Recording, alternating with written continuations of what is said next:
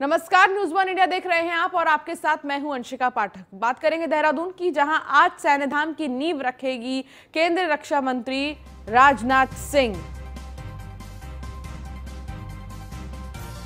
तो शहीदों के घर की मिट्टी एकत्र कर भूमि पूजन होना है। देश के पहले सीडीएस के नाम पर होगा मुख्य प्रवेश द्वार। शहीदों के परिजनों का सम्मान भी करेंगे राजनाथ सिंह। 204 शहीदों के परिवारों को सम्मानित किया जाएगा। उत्तराखंड के 5वें धाम के रूप में बन रहा है सैन्य धाम। तो आज आपको बता दें, बेहद ही खास दिन है। जितने भी जवान हैं उनके लिए, जो शहीद हो गए हैं जवान, उनके परिवार के लिए भी खास दिन है। आज सैन्य धाम की नींव रखेंगे केंद्रीय रक्षा मंत्री राजनाथ सिंह। शहीदों के घर की मिट्टी एकत्र कर भूमि पूजन होगा। देश के पहले सीडीएस के नाम पर होगा मुख्य प्रवेश द्वार। तो विपिन रावत के नाम होगा मुख्य द्वार। और बाकी आपको बता दें कि जितने भी शहीद हैं उनके परिवार को सम्मानित भी किया जाएगा। संदीप नेगी हमारे संवाददाता हमारे साथ जुड़ गए हैं।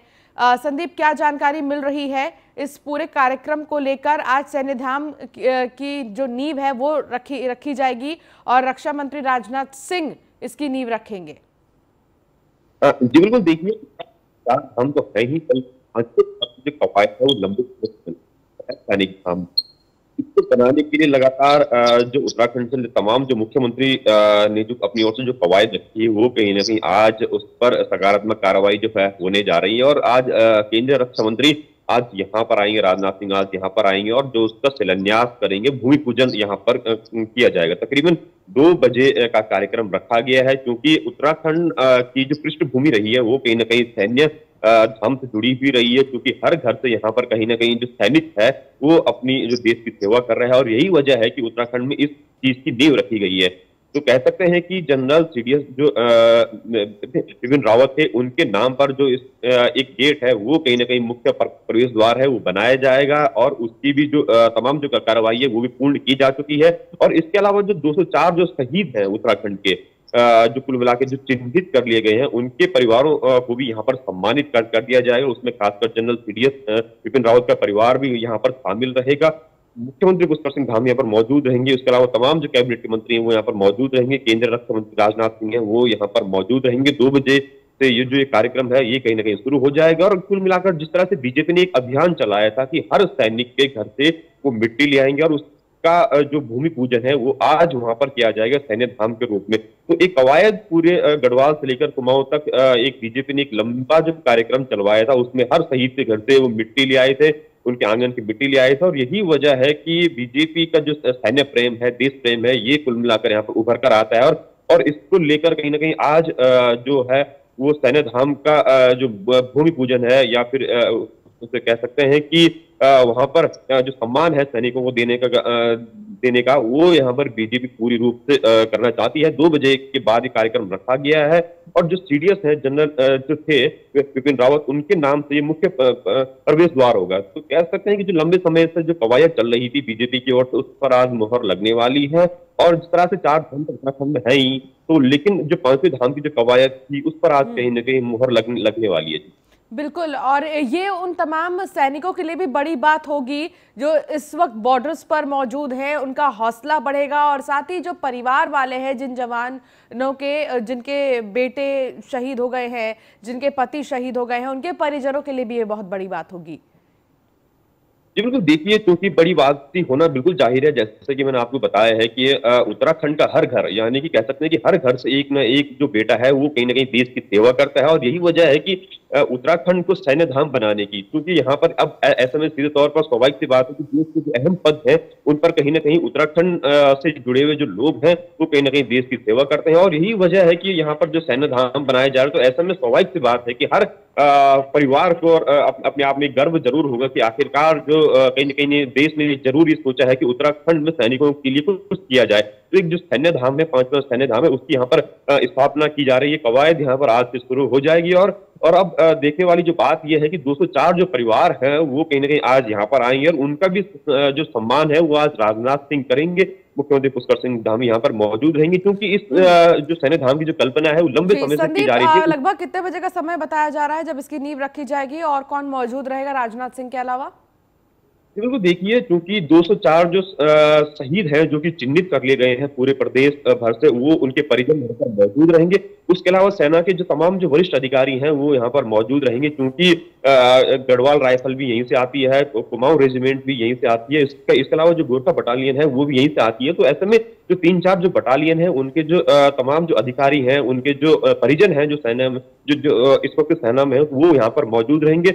इसके अलावा अगर बात करूं तो रक्षा मंत्री राजनाथ सिंह तो रहेंगी, उसके अलावा मुख्यमंत्री पुष्कर सिंह धामी रहेंगे और तमाम जो कैबिनेट के जो मंत्री हैं वो भी कुल मिलाकर यहाँ पर मंत्री रहेंगे। जो आप जो खासकर बता दूं कि जो सैनिक कल्याण मंत्री हैं गणेश जोशी, वो भी खुद एक सैनिक परिवार से आते हैं, लिहाजा वो खुद यहाँ पर मौजूद रहेंगे और उनकी लंबे समय से कवायद टूटी, क्योंकि वो सैन्य परिवार से खुद आते हैं। तो ऐसे में उनकी जो मांग थी उत्तराखंड में जो 5वां धाम घोषित हुआ वो कुल मिलाकर एक सैन्य धाम हो, तो उनकी इस कवायद पर मुहर लगी है, वो खुद यहाँ पर मौजूद रहेंगे। और इसके अलावा जो तमाम, जैसे कि मैंने आपको तीनों जो सेनाओं की जो लोग हैं वो यहाँ पर मौजूद रहेंगे। ठीक है, बहुत शुक्रिया संदीप इस तमाम जानकारी के लिए। तो वहीं जसपुर विधानसभा में राजनीतिक उथल पुथल शुरू हो गई है। 18 ग्राम प्रधान, एक जिला पंचायत सदस्य, 8 क्षेत्र पंचायत सदस्य समेत कई पूर्व ग्राम पंचायत प्रतिनिधि आम आदमी पार्टी में शामिल हो गए हैं। विधानसभा चुनाव से पहले ये कांग्रेस और बीजेपी के लिए बड़ा झटका है। आम आदमी पार्टी अल्पसंख्यक मोर्चे के अध्यक्ष यूनुस चौधरी के नेतृत्व में दिल्ली के सीएम केजरीवाल ने सदस्यता दिलाई। आप में शामिल होने के बाद सभी लोगों ने उत्तराखंड में आपकी नीतियों को आगे बढ़ाने का संकल्प किया है।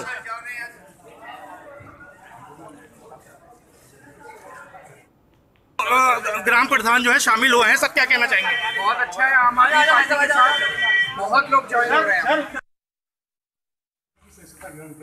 आम आदमी पार्टी उनका स्वागत करती है और साथ ही हमारे जो आम आदमी पार्टी का डेवलपमेंट मॉडल है उसको पसंद करके आज सारे प्रधानगण आम आदमी पार्टी में आए हैं। आम आदमी पार्टी माननीय हमारे राष्ट्रीय संयोजक श्री अरविंद केजरीवाल जी जो हमारे दिल्ली के मुख्यमंत्री हैं, उनके नेतृत्व में उनके साथ आज सबने पार्टी ज्वाइन करी है।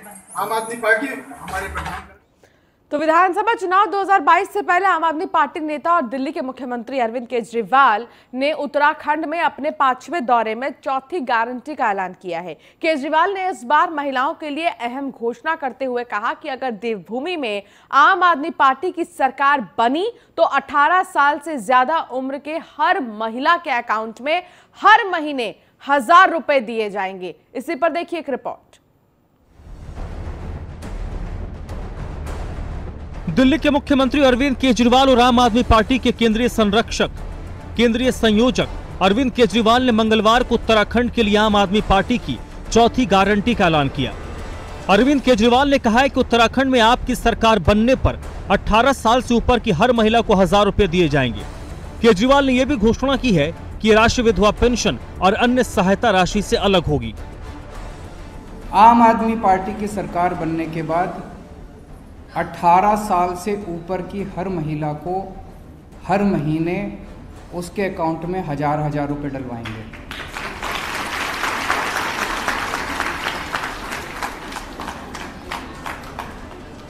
ये लोग कहते हैं औरतों को पैसे क्यों चाहिए? ये चाहते हैं कि जिंदगी भर औरत आदमी के सामने हाथ फैलाती रहे, बेटी बाप के सामने हाथ फैलाती रहे, बीवी हस्बैंड के सामने हाथ फैलाती रहे, माँ बेटे के सामने हाथ फैलाती रहे। जिंदगी भर ये चाहते हैं कि औरत जो है आदमी के सामने हाथ फैलाती रहे। पैसे में बड़ी ताकत होती है। जेब में अगर पैसा हो तो आदमी को थोड़ा आज़ादी महसूस होती है। जाओ गोलगप्पे खा लो, एक सूट खरीद लो। अगर कोई माँ है, बेटी घर में आई तो उसका मन करता है ना बेटी के हाथ में 100 रुपये रख दूँ। बच्चों के उसके जितने दोते पोते हैं उनके हाथ में 10-10 रुपये रख दो, मन करता है नहीं करता? तो अब अगर 1000 रुपये उसके पास होंगे तो वो दिल खोल के थोड़ा कुछ कर सकती है। आपको बता दें कि उत्तराखंड में आम आदमी पार्टी अब तक 4 गारंटी का ऐलान कर चुकी है। पहली गारंटी के तहत आपने हर परिवार को 300 यूनिट तक फ्री बिजली देने के साथ ही किसानों को भी मुफ्त बिजली देने का वादा किया है। साथ ही सभी पुराने बिल माफ करने की घोषणा की है। दूसरी गारंटी के तहत आपने हर परिवार को रोजगार देने का वादा किया है। साथ ही देवभूमि में 6 महीने में 1 लाख सरकारी नौकरी देने का ऐलान किया है। केजरीवाल ने तीसरी गारंटी में उत्तराखंड की जनता को मुफ्त तीर्थ यात्रा कराने का ऐलान किया है। वहीं आम आदमी पार्टी ने गारंटी कार्ड को विपक्ष चुनावी जुमला करार दे रहा है। अभी और आने दीजिए, क्योंकि वो जितनी घोषणाएं करते जा रहे हैं लोग उसकी तुलना दिल्ली से करते जा रहे हैं और लोगों को लग रहा है ये एक्सपोज हो रहे हैं, क्योंकि दिल्ली में 7.5 साल बाद बड़ी मुश्किल से अभी वो बिजली तक पहुंचे और पानी जहां किया उन्होंने वहां मारकाट हो रही है पानी के बिना, और बिजली लोगों को स्वस्थ नहीं मिल पा रही है और 24 घंटा नहीं मिल पा रही है। वो जेब खर्चे के लिए 1000 रुपये देने की घोषणा कर रहे हैं और हम जो है उनको एक अर्नर बनाने के लिए, एक कमाने वाला बनाने के लिए, एक बेटी को आर्थिक रूप से सशक्त करने के लिए एंड्रॉइड टेलीफोन की बात मोबाइल की बात कर रहे हैं। हमारी मातृशक्ति आपकी 1000 रुपए के इन झूठी घोषणाओं में आने वाली नहीं है। और अगर आपको इतनी चिंता बहनों की है तो जिन बहनों ने आपको दिल्ली में मुख्यमंत्री बनाया, पहले उन्हें दिल्ली में दे दीजिए ना। उन्हें दिल्ली में 1000 रुपए के लिए इंतजार कर रही है। यहाँ तो आपकी सरकार बनेगी नहीं, लेकिन जहां के लोगों ने आपको मुख्यमंत्री बनाया, पहले उन बहनों को तो दिल्ली में 1,000 रुपए दे दीजिए। वहां तो आप दे नहीं पा रहे, यहाँ के झूठ की बात दुकानदारी चला रहे। उत्तराखंड में तेजी से सक्रिय हुई आम आदमी पार्टी ने एक बार फिर महिलाओं के लिए बड़ा ऐलान किया है। मुफ्त बिजली के बाद बेरोजगारों का भत्ता और अब महिलाओं के लिए एक बड़ी सौगात खुद अरविंद केजरीवाल लेकर आए हैं। देखना होगा चुनाव में आम आदमी पार्टी को इसका कितना लाभ मिलता है। हालांकि इस बात से इनकार नहीं किया जा सकता कि तेजी से आम आदमी पार्टी के प्रति लोगों का जहां विश्वास बढ़ रहा है, वहीं दिल्ली मॉडल की भी लोग सराहना करते हैं। कैमरामैन अनूप भट्ट के साथ सुदीप जैन, न्यूज़ 1 इंडिया, देहरादून। काशीपुर में दिल्ली के सीएम और आम आदमी पार्टी के संयोजक अरविंद केजरीवाल ने चुनावी जनसभा को संबोधित किया। इस दौरान उन्होंने बीजेपी कांग्रेस जमकर निशाना साधा है। काशीपुर रामलीला मैदान में अरविंद केजरीवाल ने प्रदेशवासियों से बड़ा वादा करते हुए 6 नए जिले बनाने की घोषणा की है। केजरीवाल ने कहा कि प्रदेश में आम आदमी पार्टी की सरकार आने पर 6 माह के भीतर काशीपुर समेत 6 अन्य जिले बनाए जाएंगे। केजरीवाल ने कहा कि उत्तराखंड की जनता को 10 साल भाजपा और 10 साल कांग्रेस ने लिए हैं, तो आम आदमी पार्टी सरकार बनने के 6 महीने के भीतर ही वादों को पूरा करेगी।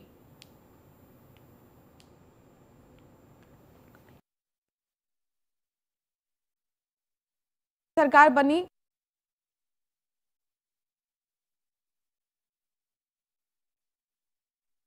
इस पर जमकर निशाना साधा और उन्होंने कहा कि बहुत जल्द उत्तराखंड को 6 और जिले दिए जाएंगे। अगर हमारी सरकार बनती है तो काशीपुर सहित 6 नए जिले बनाने की घोषणा की गई। ये बहुत समय से डिमांड चल रही है 6 नए जिले बनाने के लिए। काशीपुर, रानीखेत, डीडीहाट, रुड़की, यमुनोत्री, कोटद्वार, ये काशीपुर जिला बनना चाहिए नहीं बनना चाहिए? सरकार बनने के 1 महीने के अंदर ये 6 के 6 जिले बना देंगे। ये बहुत समय से रमेश राणा आम आदमी पार्टी में शामिल हो गए हैं। खटीमा से बसपा के पूर्व विधायक प्रत्याशी है रमेश। अरविंद केजरीवाल ने आम आदमी पार्टी की सदस्यता दिलाई है। रमेश राणा ने 2017 में खटीमा से विधानसभा चुनाव लड़ा था। 2012 में निर्दलीय भी चुनाव लड़ चुके हैं रमेश राणा। पार्टी जो जिम्मेदारी देगी उसे निभाऊंगा, ये रमेश राणा ने कहा है। आम आदमी पार्टी की नीतियों को घर घर पहुंचाना ही मकसद है।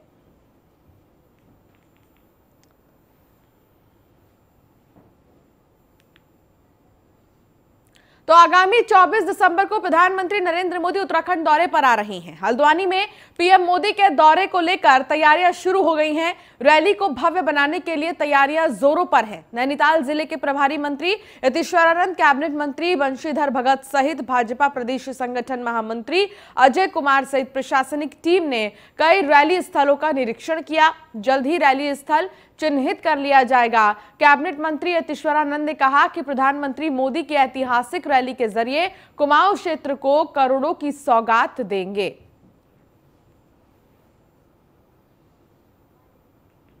20 तारीख को माननीय प्रधानमंत्री नरेंद्र मोदी जी यहाँ पर हल्द्वानी में आने का कार्यक्रम है। वो कार्यक्रम अच्छा कार्यक्रम हो, बढ़िया कार्यक्रम हो, उसी की तैयारी के लिए आज हम आए हैं। कौन सा स्थान ठीक है, कहाँ पर रैली करनी है, वो सारी चीज़ें आज तय करनी है हम लोगों ने। और भारी संख्या में कार्यकर्ता आएंगे, लाखों की संख्या में। हमारे कुमाऊं मंडल की रैली है, उसी की तैयारी के लिए हम आए। और कुछ माननीय प्रधानमंत्री जी शिलान्यास भी, जो हमारी कुमाऊं में बड़ी बड़ी योजनाएं हैं। तो वही 16 दिसंबर को राहुल गांधी देहरादून के परेड मैदान में एक विशाल जनसभा को संबोधित करने वाले हैं। राहुल गांधी के दौरे को लेकर परेड ग्राउंड में जोर शोर से तैयारी चल रही है। आज कांग्रेस के प्रदेश अध्यक्ष गणेश गोदियाल और पूर्व मुख्यमंत्री हरीश रावत ने परेड मैदान का जायजा लिया। साथ ही उन्होंने कहा कि उनका ट्विटर पर दिया गया नारा राहुल भैजी आला इस वक्त काफी ट्रेंड कर रहा है और लोग चाहते हैं कि परिवर्तन हो, लिहाजा भारी संख्या में यहां पर लोगों की भीड़ आने वाली है।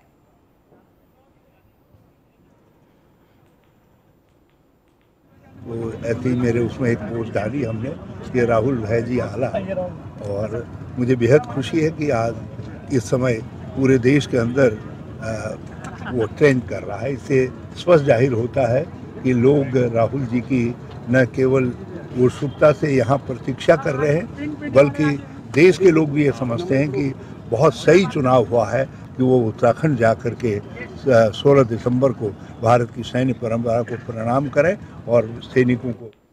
तो वही रक्षा मंत्री राजनाथ सिंह बुधवार को देहरादून पहुंच रहे हैं। तो वो गुनियाल गांव में निर्माणाधीन सैन्य धाम में माटी कलश का पूजन और शहीदों के स्वजन को सम्मानित करेंगे।